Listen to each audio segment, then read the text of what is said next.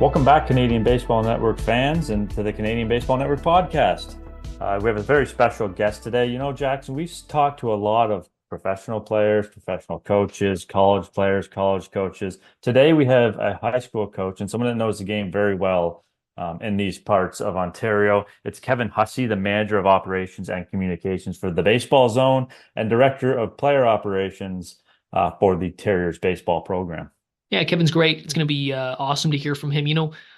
Baseball and especially the high school and college sort of route has changed a lot last few years, right? With all the NIL stuff and just the explosion of let's call it money in college sports, especially in the States, and how much that's changed, the path. So interested to talk with Kevin about that adjustment and how different things are from even just 5, 6, even 10 years ago, whatever.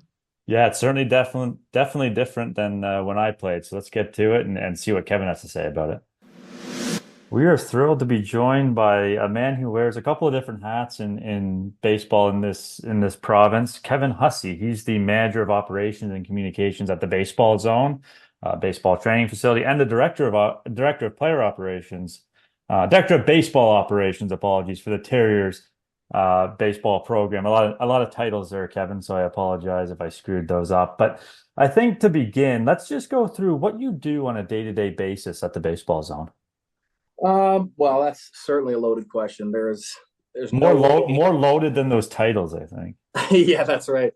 Yeah, there's a lot. It's certainly there's no days that are the same. I mean, the general sense of what we try and accomplish is we try to put together programs that are up to date with what kids need to develop in the country. But that takes me a lot of places, dealing with a lot of the parents, a lot of the kids, dealing with the coaches. So how we try and manage things around here is we get a lot done through our coaches. We have a great staff, the best I've been around in I think ever. And what we try and do is we get their feedback and what they feel we need. We try and implement it in what the programs are, and that's the base of what we try and accomplish. We're trying to put together the best programs we can and meet the needs of more than one type of player. We certainly have the top level programs, but that's not what this is all about. It's about getting kids better that want to get better, and we try and do things for everyone that plays baseball. Whether we've had 60, 70-year-old people come in and do private lessons, and we have coaches that are asking me how they can make things better, and we've had 4-year-olds in here as well. How important is that obviously from a business perspective, having clients from all various backgrounds, but from a baseball perspective in this country, how important is it to offer programs and services to all ages from grassroots all the way up to the senior levels? Well, I mean, the point of it all is we want people that enjoy baseball, that want the opportunity to get better at baseball, that there's a place for that. I mean, you could take what you want. Everyone probably has their own opinion on what the value is.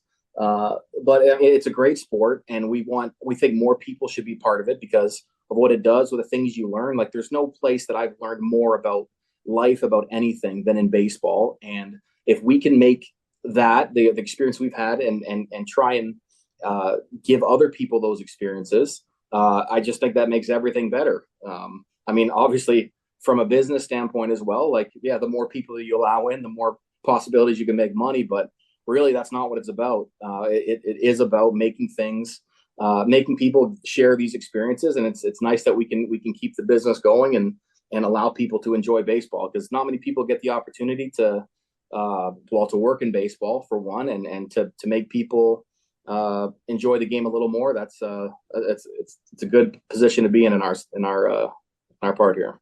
For sure. So on the flip side, the backside of that question, with Terriers, Director of Baseball Operations, what does that entail on a daily basis and throughout the various seasons throughout the year, whether it be winter, spring, summer, or fall? Yeah, it certainly changes. The busy season for me is the start of the tryout season. And then you get actually during the season is probably it's probably easiest for me. It's the same thing with what the Baseball Zone, what we're trying to accomplish, where you got to go where it's needed. So you have to assess what's happening, and you have to figure out how you can make things better from all aspects, right from the bottom all the way to the top. Sure, back to the same thing. We want to make sure that our top players, they get the top opportunities, but that's not all what it's about. We want to make sure that everyone that comes in is getting something out of it, of what their goal is. And if we can combine what our goals are with the players' goals, it's a good organization to have, and that's certainly our goal. And it's not always easy, but in terms of what I do on the day-to-day basis is I do my best, and that can take me a lot of places. I got to deal with a lot of coaches and coaches that have really good ideas. And like I said, even at the baseball zone and with the Terriers, we have some really good coaches that have better ideas than I have. And my job is to see how we can make those ideas work and how we can get the most out of our coaches, who ultimately get the most out of our players. I do my best might be the most relatable thing I've ever heard on this That's podcast. that is I always, the case, though. I always say I wear many hats and none of them seem to fit. But so much has changed, since we were young and playing with minor baseball and obviously now the CPBL and the opportunities that these kids have. Over the years, how have players changed in your time as a coach? I think the way the players change is what the coaches allow them to do. Before, like when I played, we would have 11 or 12 players on the team, and I was just the catcher. That was it. The backup catcher didn't exist, and I didn't get the chance to, even if I felt like it, I didn't get the opportunity to take an inning or two off, because the mentality was you're the catcher and you're going to catch because you're the catcher. And now it's not so much like that. We've taken the approach of, when I say we, I don't know where it started. And it's not that it's wrong now. It's just, before there was a lot of, like the old school, just like rub some dirt on it and play. And it's not as much like that. And some of it for good, some of it for bad. I think it's the way that coaching happens. There's a lot more of a protective aspect that you could say is necessary. I certainly believe for pitchers, that can be a very valuable thing. I think maybe at other positions, not so much, but I think a lot of it is based off of what we learn as we go. And it's just, with that, we're trying to make it better, as a baseball community.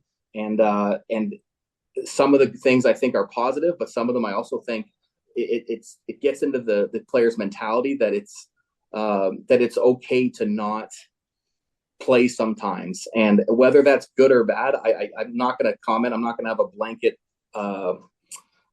blanket opinion on that. But I'm more of an old school approach, where it's like, man, it's just, if you're there, you're playing, and that's how it's going to go. So there is positives, there is negatives, but I think the intention is good all around. It's just, I do think it comes with some negatives, with the approach.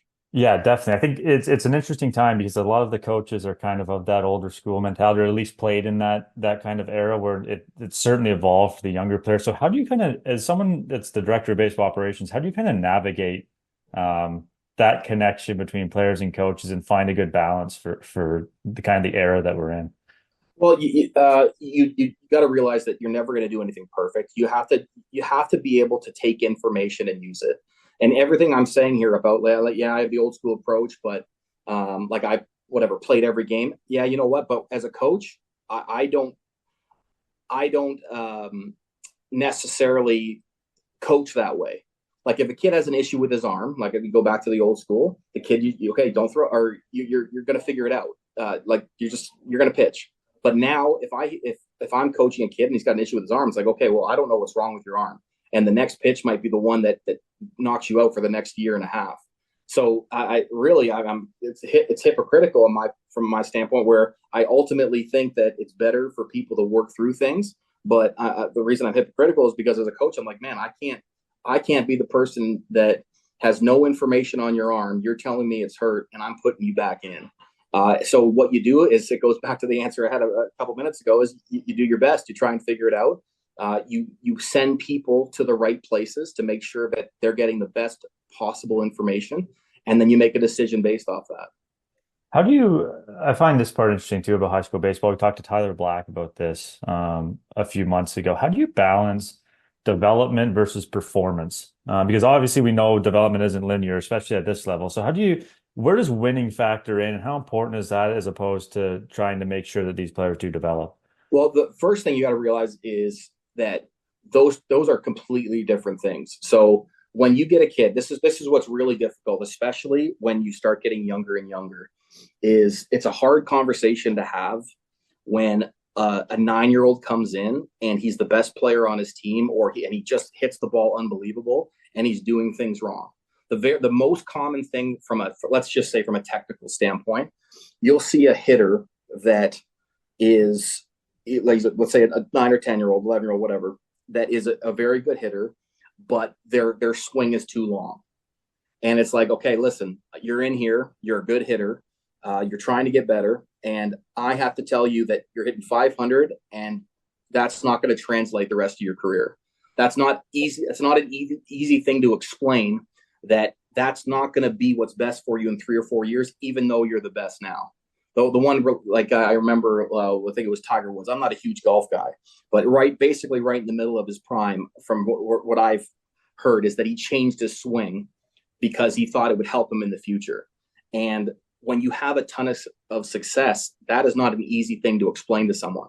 Like, how would a parent that has a completely different occupation, that doesn't know much about baseball, how do they take the information that your kid is doing things wrong and he has to basically have an overhaul of his swing and he's the best player maybe in Ontario? Not an easy thing, but I see that more than I don't, because when you get a couple really good baseball players in here, it's like, okay, you're good. You're good when the pitching is 70 miles an hour. But if you don't get those hands started and your body started and you're not more direct with your swing and you're long, then I just don't know what level you can get to. So all that physical skill set, as people start to catch up to you and people start throwing harder, you're going to be at a disadvantage. But getting someone to buy into that, I'm not saying it doesn't happen, but it's a longer explanation for sure. Do you find they just have to fail at certain points to understand that? Yeah, what happens is a lot of people, I shouldn't say a lot of people, but they won't make the adjustment. It's because, and I understand it. It's like, if you deep down don't understand that what you're trying to accomplish, which is very difficult. I went through all of college baseball and I didn't start learning anything about baseball until I finished. So you trying to tell a younger kid, let's say a kid that comes in as Terriers at 13 or 14 years old, you're trying to tell him this.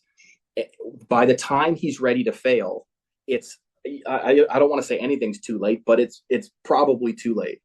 And for them to completely overhaul what they're trying to accomplish, what they've had success with at a younger age, it's a tough process. So the failure, what happens typically, they get to the point where their success does not happen anymore, and then that could be the end of their baseball career because mentally they're not ready for that, for what they are as a player.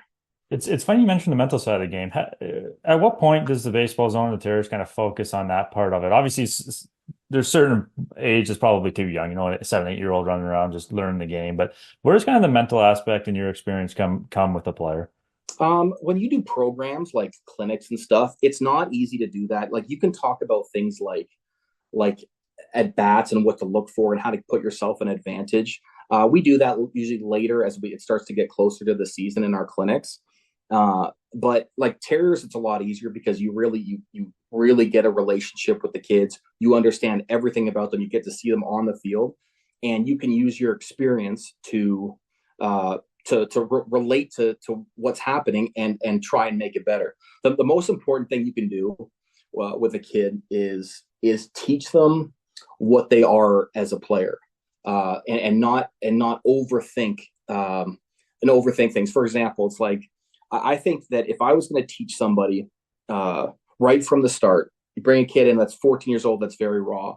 The first thing I would try and get them to understand is what they are as a base. So I go up and I'm a hitter. What type of hitter am I?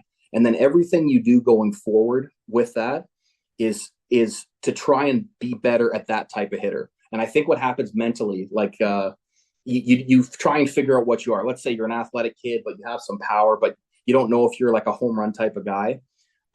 You figure out what you are, and then everything that you do for the rest of your baseball career is making that player better. instead of having the issues with you know what, I could really get under that ball and try and knock it into the third deck, but that's not what you are. And what happens is if you don't figure out what you are as early as you can, you can't have that constant path of of continuing your work towards that one goal, and it starts moving around to different places, and ultimately you're not getting better. Get ready to kickstart your off-season at the Baseball Zone's exciting fall baseball clinics. With these specialized clinics, you can really focus on improving one area of your game, such as fielding and throwing, hitting, pitching, and fundamentals. TBZ is also offering semi-private clinics this fall featuring smaller class sizes, up to 3 players max. That's more time spent one-on-one with a coach, and the results, they'll speak for themselves. So, if you're ready to improve your performance this fall, get a head start in the competition, head to thebaseballzone.ca to learn more.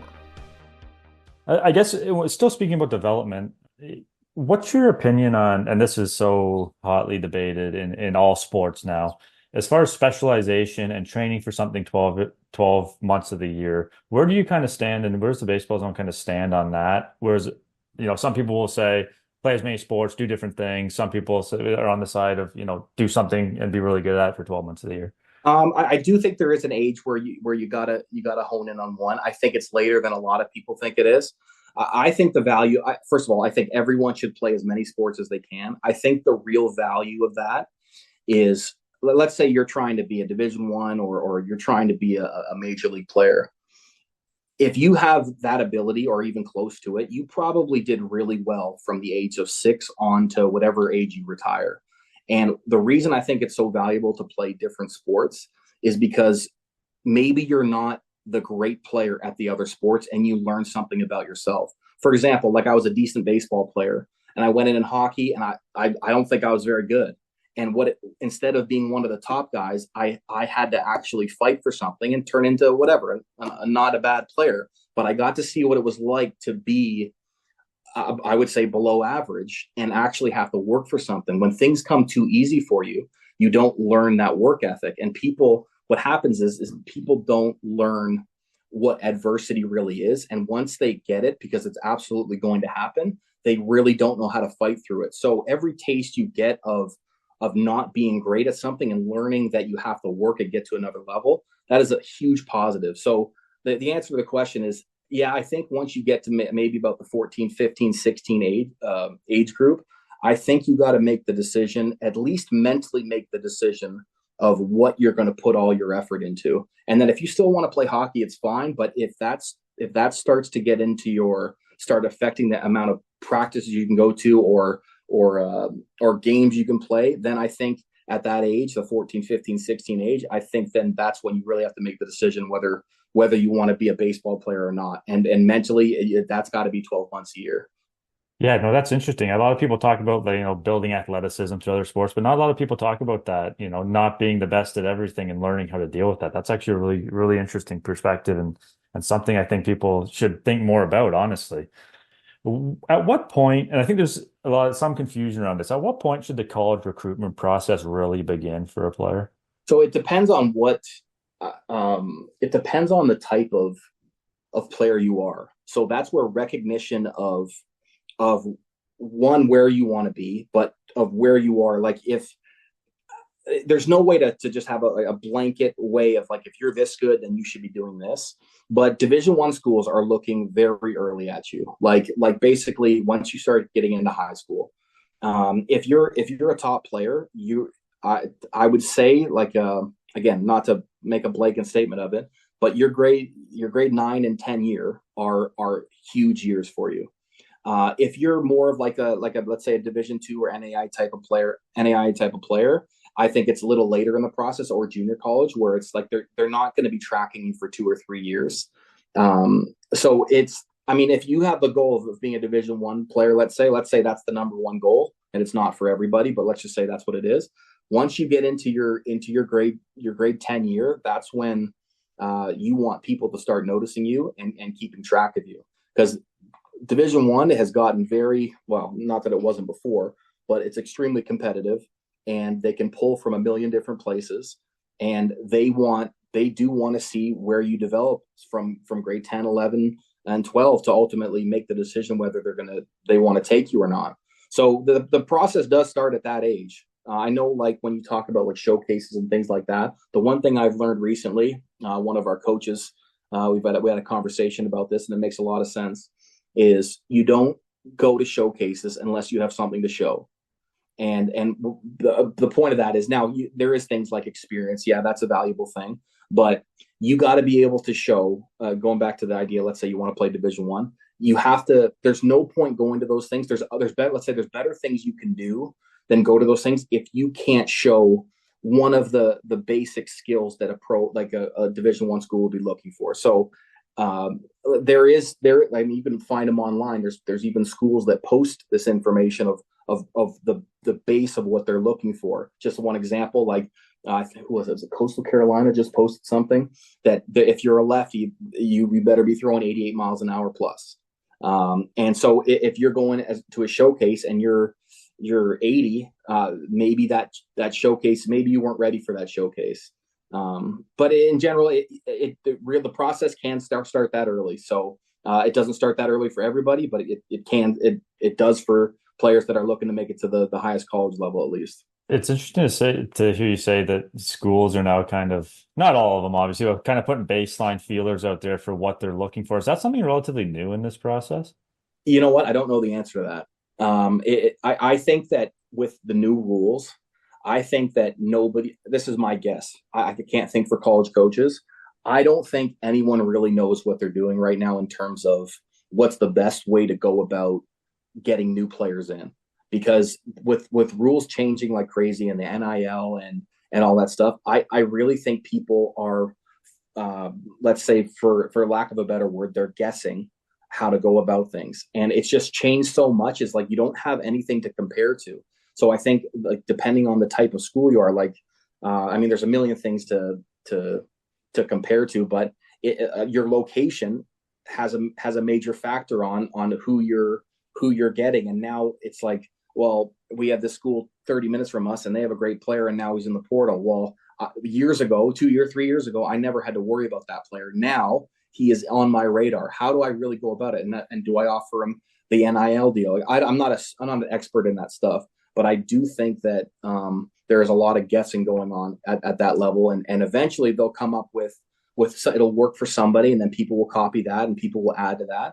But right now, I think there's a lot of things that people don't understand, and I'm not saying I do either, but yeah, it's very new, everything in college. Have you had how much has the transfer portal kind of played into high school recruiting for Canadians? Is that something that you talk to players about? Is that something coaches are talking about when speaking with recruiters? Well, I think what people have to realize is that Division 1 just got a much harder to go to. So if that is your goal, and I think that is a fine goal, even if it's not that realistic, it's fun to have that be your plan. But the route that you used to take, it's nowhere near what it was. Where because of like how the scholarships work and everything, players they're almost forced to go to junior college unless you're going to be like a top 10 round pick.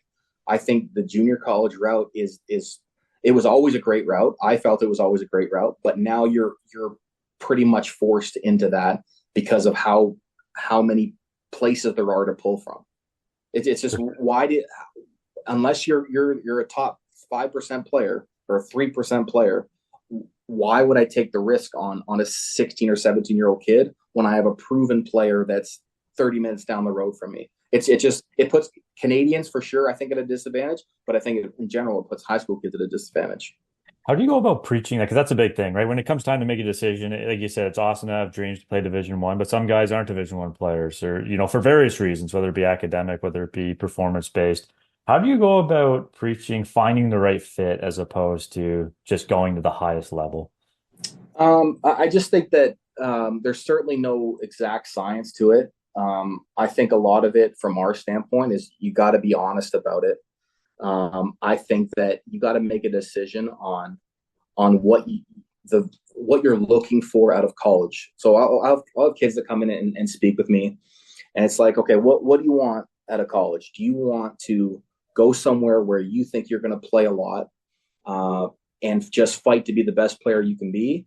Or do you want to go to the highest level you can and fight to get on the field?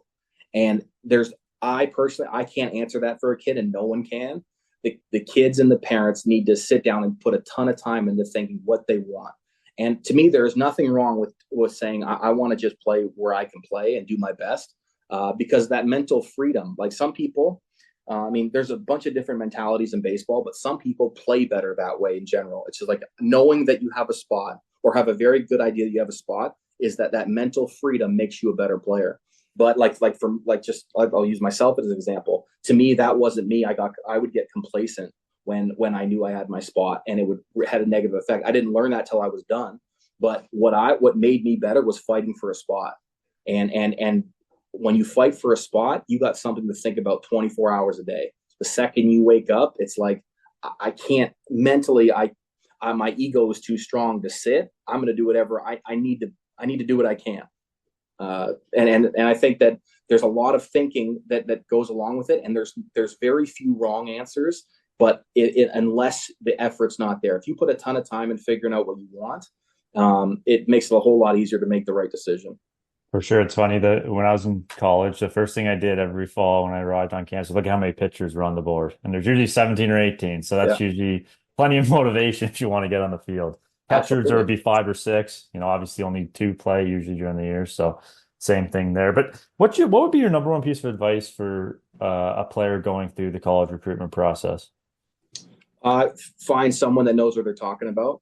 And is that getting more and more difficult in high school? Well, yeah, because the people that I'm going to be honest, because of all this new stuff, I think if you asked me 5 or 6 years, the best route for the majority of kids, I feel like I could have given you a really solid answer. And now I have no idea, because I don't know how anyone can give you an answer that is appropriate for everybody. Like if I went to say that's the guy that knows the most in Toronto, it's like, okay, well, let's say, yeah, you've been part of college, you coached for 20 years. Okay. But it's completely different now. Are you basing your answer off up-to-date facts? If you are, then you're the guy. But how do you know? And it's not, but I'm not trying to make it more complicated than it is. I just think that the people that were the experts before, I still think they're still the experts now. I just think there's so much to learn where it's hard to just be like, yeah, this is the right place and go for it. But there is specific players that fit in perfect. But we have a kid, one of our left-handed pitchers, very good pitcher. He's going to an extremely high academic school, and that was easy. It's like, okay, you're going to go and you're going to make a fortune one day because you're super smart, and there's no question you're picking the right school. Yeah, there's some people that are easy, but the ones that are in the middle there's so many ways that can go. I think it makes it hard to, like you said, find that person that knows what's right for every type of player. My last question is I guess it's kind of like 3 questions in one. What's your view? So much has changed, not only at the college level, but also the high school level since, we were younger playing, minor baseball, like I mentioned earlier. What's your view on the state of high school baseball today? What do you like? And if you could improve some things, what would be the top of that list? I mean, the answer is I don't like it. Sorry, when I say I don't like it, I mean, there's no effort put into it at all. And it's a shame, because representing, even though when I was in high school, I think we had one season that was 6-game regular season. Like to me, for someone that really enjoys baseball, and representing your school, I loved it. It was 6 games, and I loved representing my high school. I wish that there was more effort put into it. Like in the U.S., that's where their recruiting comes from. I think for the most part, I think it might be changing a little bit. But I think in the U.S., like in Florida, Texas, their high school is where they get their looks, where the scouts go. Here, they do it because, I don't know, maybe it's one of the cheaper sports, and they can, as long as they can get on a field, they can play. So I don't pretend to know a ton about what high school works, other than what I experience as a player and what I see these kids do. And I just wish that there was more of an emphasis on high school, because I don't know, I just always enjoyed representing my school. What about elite high school baseball? So like the Terrors, the CPBL. What's kind of what do you think of the state of that? And is there anything that you would change? I mean, that's a really good question. One thing, the league is very good. It really is. The talent in that league is um, when I joined it as a coach, I was shocked how good the players were. So from that standpoint, they're doing a good job. I think it's pretty obvious they do get the best players. Um, I don't know if I have an answer how much or where it could change. The one thing I would like to see, I don't think it's realistic. Uh, how we do the CPBL is we end it in August. I would love for that to go into September, and not that I don't like fall ball, but there's nothing better than doing the playoffs in late September, early October, and having like things like series and things like that. But that's so difficult to do that. It's just like I think it would be a lot more fun to do that, but there's a lot of difficulties that come along with that, and I'm certainly aware of that. But the league is very good. I look at some of the teams in it and the coaches. There's it's a high level league, and they get a lot of Division I players. They get a lot of Team Canada players. So it's I would say for the most part it's run pretty well where it's at.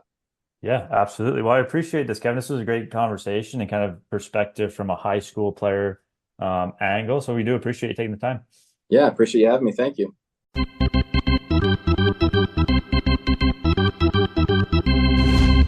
Well, it was another great conversation. Again, I say this all the time that they all are, but we get so many different perspectives on this podcast. I really liked his talk about having to fight for something, right? Like that's beyond baseball. Like the idea that, if you've never struggled at something, like he talked about, if you from age 6 to age whatever, 20 something, you've never struggled, man, adversity slaps you in the face. Sometimes the best part about challenges and adversity is, I know it sounds super cliche and corny, but it is overcoming them because that's how you get better and learn about yourself. I really enjoyed that from him today. 100%. I think that's one of the most unique ways of looking at that question as far as how many sports you should play. Should you specialize? That was such an interesting way of looking at that. And people tend to gravitate towards things you're good at. Obviously, you're good at it. You want to feel good about yourself. You want to build on what you're good at, but it's just as important to build those mental skills and mental toughness as it is your physical skills. I know it's so interesting that he says, he didn't learn a lot till after he played. I was just thinking about that the other day, is if I could go back now with the mindset I have and what I know to college baseball, I'd be a much better player. And it has nothing to do with my skills. I have the same skills that I had then, but just mentally and knowing how to approach the game and approach your work is super important. And those, like you said, unfortunately, some people never learn it and some people learn it too late. But that's obviously what the baseball zone and the Terriers are trying to preach to their players. Can really appreciate that. My parents said, one sport and one instrument, right? And you don't have to love them, right? I was not good at the trumpet, but I tried it and I faced some adversity there, let me tell you. But, I think that's what it's all about, and really appreciate Kevin, and he's doing important work. What a cool job that must be, just to see kids grow up. And we really appreciate him for taking his time out of his busy schedule for this.